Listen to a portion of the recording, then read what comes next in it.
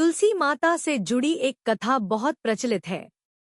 श्रीमद् भागवत पुराण में इनके अवतरण की दिव्य लीला कथा भी बताई गई है। एक बार शिव ने अपने तेज को समुद्र में फेंक दिया था। उससे एक महातेजस्वी बालक ने जन्म लिया। यह बालक आगे चलकर जालंधर के नाम से पराक्रमी दैत्य राजा बना। इसकी राजधानी का नाम जालंधर नगरी था। दैत्यराज कालनेमी की कन्या वृंदा का विवाह जालंधर से हुआ। जालंधर महाराक्षस था। अपनी सत्ता के मद में चूर उसने माता लक्ष्मी को पाने की कामना से युद्ध किया, परंतु समुद्र से ही उत्पन्न होने के कारण माता लक्ष्मी ने उसे अपने भाई के रूप में स्वीकार किया। वहां से पराजित होकर वह देवी पार्वती को पाने की लालसा से कैलाश पर्वत पर गया। भगवान देवाधिदेव शिव का ही रूप धरकर माता पार्वती के समीप गया, परंतु मां ने अपने योगबल से उसे तुरंत पहचान लिया तथा वहां से अंतर्ध्यान हो गई। देवी पार्वती ने क्रुद्ध होकर सारा वृतांत भगवान विष्णु को सुनाया। जालंधर की पत्नी वृंदा अत्यंत पतिव्रता स्त्री थी। उसी के पतिव्रत धर्म की शक्ति से जालंधर न तो मारा जाता था और न ही पराजित होता था।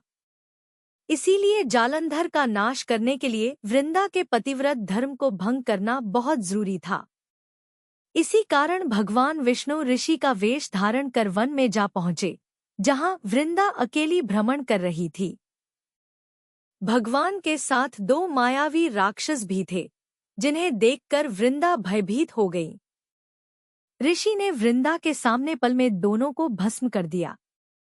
उनकी शक्ति देखकर वृंदा ने कैलाश पर्वत पर महादेव के साथ युद्ध कर रहे अपने पति जालंधर के बारे में पूछा। ऋषि ने अपने माया जाल से दो वानर प्रकट किए। एक वानर के हाथ में जालंधर का सिर था तथा दूसरे के हाथ में धड़। अपने पति की यह दशा देखकर वृंदा मूर्छित होकर गिर पड़ी। होश में आने पर उन्होंने ऋषि रूपी भगवान से विनती की कि वह उसके पति को जीवित करें। भगवान ने अपनी माया से पुनः जालंधर का सिर धड़ से जोड़ दिया, परंतु स्वयं भी वह उसी शरीर में प्रवेश कर गए। वृंदा को इस छल का जरा आभास न हुआ। भावों में बहकर वृंदा ने उस शरीर का आलिंगन कर लिया, जिससे उसका सतीत्व भंग हो गया। ऐसा होते ही वृंदा का पति जालंधर युद्ध में हार गया। इस सारी लीला का जब वृंदा को पता चला तो उसने क्रुद्ध होकर भगवान विष्णु को शिला होने का श्राप दे दिया तथा स्वयं सती हो गई। जहां वृंदा भस्म हुई, वहां तुलसी का पौधा उगा। भगवान विष्णु ने वृंदा से कहा, हे वृंदा, तुम अपने सतीत्व के कारण मुझे लक्ष्मी से भी अधिक प्रिय हो गई हो। अब तुम तुलसी के रूप में सदा मेरे साथ रहोगी। जो मनुष्य भी मेरे शालिग्राम रूप के साथ तुलसी का विवाह करेगा, उसे इस लोक और परलोक में विपुल यश प्राप्त होगा। जिस घर में तुलसी होती है, वहां यम के दूत भी अस्मय नहीं जा सकते। गंगा व नर्मदा के जल में स्नान तथा तुलसी का पूजन बराबर माना जाता है। चाहे मनुष्य कितना भी पापी क्यों न हो, मृत्यु के समय जिसके प्राण मंजरी रहित तुलसी और गंगा जल मुख में रखकर निकल जाते हैं, वह पापों से मुक्त होकर वैकुंठ धाम को प्राप्त होता है। जो मनुष्य तुलसी व आंवलों की छाया में अपने पितरों का श्राद्ध करता है, उसके पितर मोक्ष को प्राप्त हो जाते हैं। उसी दैत्य जालंधर की यह भूमि जलंधर नाम से विख्यात है। सती वृंदा का मंदिर मोहल्ला कोट किशनचंद में स्थित है।